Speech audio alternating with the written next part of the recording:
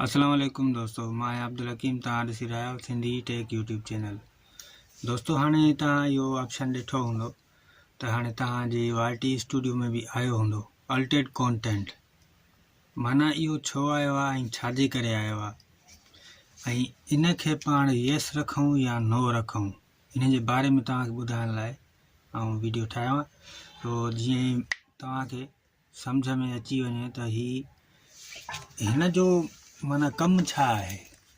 हाणे ॾिसो, तव्हां जेको वीडियो मिसाल ठाहींदा आहियूं पाण, ठीकु आहे, उन में जेको यूट्यूब में जेको फ्री में म्यूज़िक अचे थो पाण उहो ऐड कंदा आहियूं, ठीकु आहे। कंहिं वीडियो में ऐड कंदा आहियूं त पोइ पाण खे हीउ जेको ऑप्शन ॾिनो वियो आहे हिननि ते, त हिते पाण कंदासीं येस, ठीकु आहे।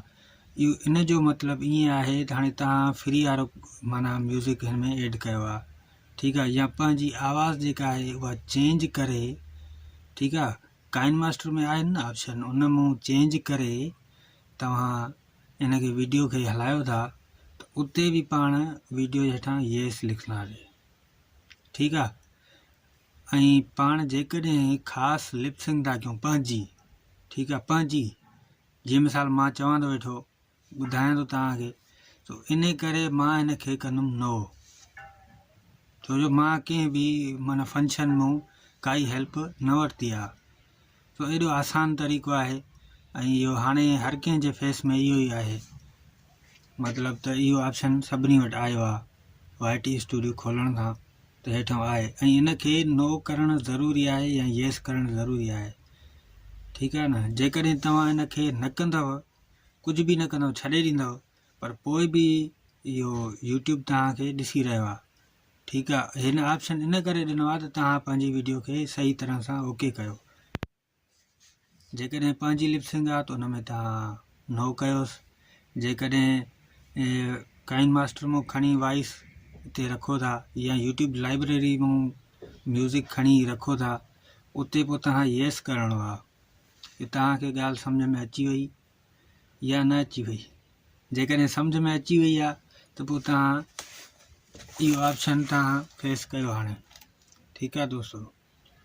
ऐं जेकॾहिं तव्हां चओ त मां तव्हांखे इन जे लाइ माना वञी करे YT स्टूडियो में वञी करे तव्हांखे सम्झायां, पर YT स्टूडियो में वञण जी एतिरी ख़ासि ज़रूरत बि न आहे, छो जो आसान तरीक़ो आहे। बस जेकॾहिं तव्हां म्यूज़िक ऐड कयो था त पोइ तव्हां हिन खे येस रखो। जेकॾहिं पंहिंजो ई आहे त पोइ हुनखे नो करे छॾियो, पर नो करिणो आहे, येस या नो करिणो आहे त यूट्यूब तव्हांखे ॾिसे थो त मां जो हीउ ऑप्शन ॾिनो आहे, तव्हां हुनजी हेल्प त कयो नी, त हुनजो ऑप्शन त हलायो नी तव्हां, ठीकु आहे दोस्तों। ऐं हे जेको नंढी वीडियो आहे तव्हांजे लाइ ख़ासि, जेकॾहिं तव्हांखे हिन वीडियो मां कोई फ़ाइदो पियो आहे, ठीकु आहे, त पोइ लाइक कयो। जेकॾहिं सफ़ा सही तरह सां फ़ाइदो पियो आहे त पोइ चैनल खे सब्सक्राइब कयो, छो जो आउं नओं आहियां, Sindhi tech YouTube channel in करे खोलियो आहे। जीअं त हाणे सिंधी हज़ारें चैनल आहिनि, थी सघे लखें चैनल हुजनि, तो सिंधी में मालूमात जे लाइ को ख़ासि अहिड़ो चैनल न आहे यूट्यूब ते।